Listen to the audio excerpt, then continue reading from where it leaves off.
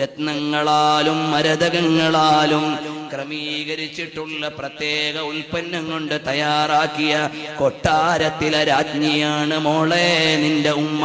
അവിടെയാണ് എന്റെ ഭാര്യ ഖദീജത്തുൽ കുബ്റാ റളിയല്ലാഹു അൻഹാ. ആനുകാലികതയുടെ പുതിയ സ്വപ്നങ്ങളുടെ നടുവിൽ ജീവിതം ഹോമിക്കുന്ന എന്റെ പെങ്ങളെ, അപ്പുറത്തിരുന്നെന്റെ ശബ്ദം ശ്രവിക്കുന്ന സഹോദരി, ഹൃദയത്തിന്റെ ഭാഷയിലൊന്ന് ചോദിക്കട്ടെ, നിനക്ക് പോകേണ്ടത് ഖദീജ ബീവിയുടെ സ്വർഗത്തിലെ ഭവനത്തിന്റെ താഴ്വാരത്താണോ, അതല്ല സ്ക്രീനിൽ മിന്നിമറയുന്ന ഏതോ താരത്തിന്റെ ചാരത്താണോ നിനക്ക് പോകേണ്ടത്? ഇത് തീരുമാനിക്കാനുള്ള മാസമാണ്.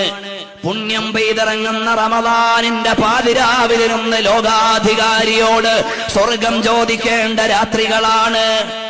ഇവിടുന്ന് തീരുമാനിക്കണം, എനിക്ക് വേണ്ടത് ആരുടെ സാന്നിധ്യമാണ്.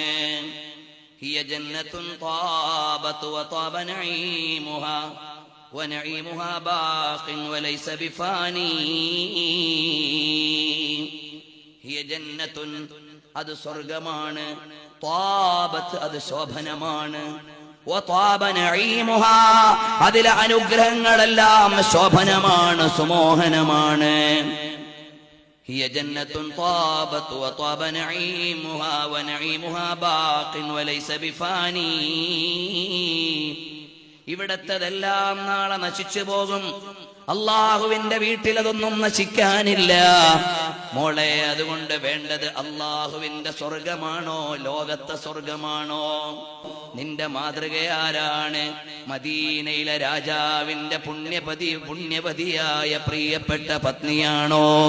അതെല്ലാം നിന്റെ മുമ്പിൽ വീട്ടിലെ പെട്ടിയിൽ തെളിഞ്ഞ സീരിയലിലെ അർദ്ധനഗ്നയായ പെണ്ണാണോ? നിന്റെ മാതൃകയാരാണ് മോളെ? വാപ്പാ, നിങ്ങൾക്കൊന്ന് തെറ്റിപ്പോയി.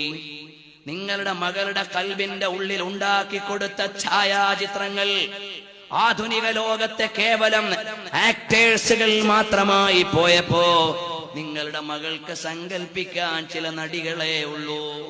മായ്ച്ചു കളയണം.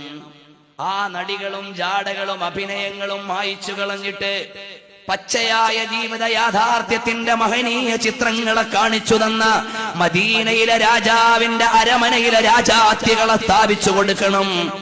അതിനാണ് ഈ ഖദീജത്തുൽ കുബ്ര വിഷയീഭവിച്ചത്. നമ്മുടെ മക്കളുടെ മനസ്സിൽ ഖദീജ ബീവി നിറഞ്ഞു നിൽക്കണം. ഫാത്തിമത്തുൽ സഹ്റാ ഉയർന്നു നിൽക്കണം. ആയിഷത്തുൽ തുഹ്റായുടെ ശുദ്ധി വളരണം. നഫീസത്തുൽ മിസ്രിയയുടെ